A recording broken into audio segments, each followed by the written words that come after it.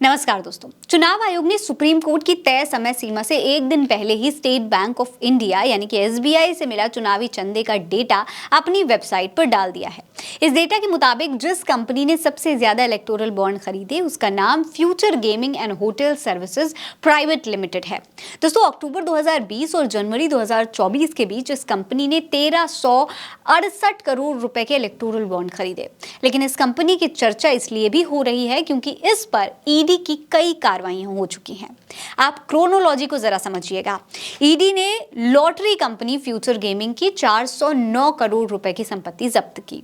यही company Bharatiya Janata party को 100 करोड़ रुपए का चंदा देती है और सारे मामले खत्म हो जाते हैं। दोस्तों, इस कंपनी को सैंटियागो मार्टिन चलाते हैं, जिसे लॉटरी किंग के नाम से भी जाना जाता है। Future gaming and hotel services private limited को 30 दिसंबर 1991 में बनाया गया था। इस कंपनी का रजिस्टर्ड पता तमिलनाडु के कोयम्बटूर में है, लेकिन इसका वो पता जहां खाते की किताबें रखी हुई हैं वो कोलकाता में है। ये कंपनी स्टॉक एक्सचेंज में लिस्टेड नहीं है। इस कंपनी की वेबसाइट पर दी गई जानकारी के मुताबिक future gaming and hotel services private limited को पहले मार्टिन लॉटरी एजेंसीज लिमिटेड के नाम से जाना जाता था।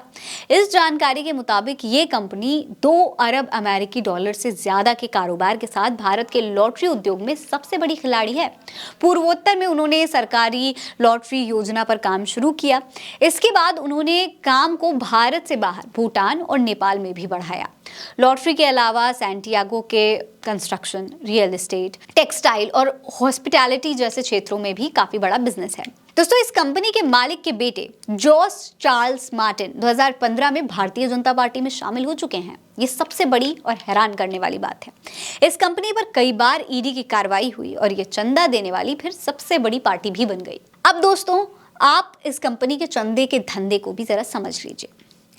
आंकड़े बता रहे हैं कि इस कंपनी ने साल 2019 और 2024 के बीच 1368 करोड़ रुपए का दान दिया है। साल 2019 से ही ईडी यानी परिवर्तन निदेशालय पीएमएलए कानून के उल्लंघन के आरोपों को लेकर कंपनी की जांच कर रहा है। 2 अप्रैल 2022 में future gaming and hotel services की 409 करोड़ की संपत्ति ईडी ने अटैच की।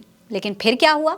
कुछ ही दिन बाद 7 अप्रैल 2022 को कंपनी ने 100 करोड़ रुपए का इलेक्टोरल बॉन्ड खरीदकर चंदा दिया।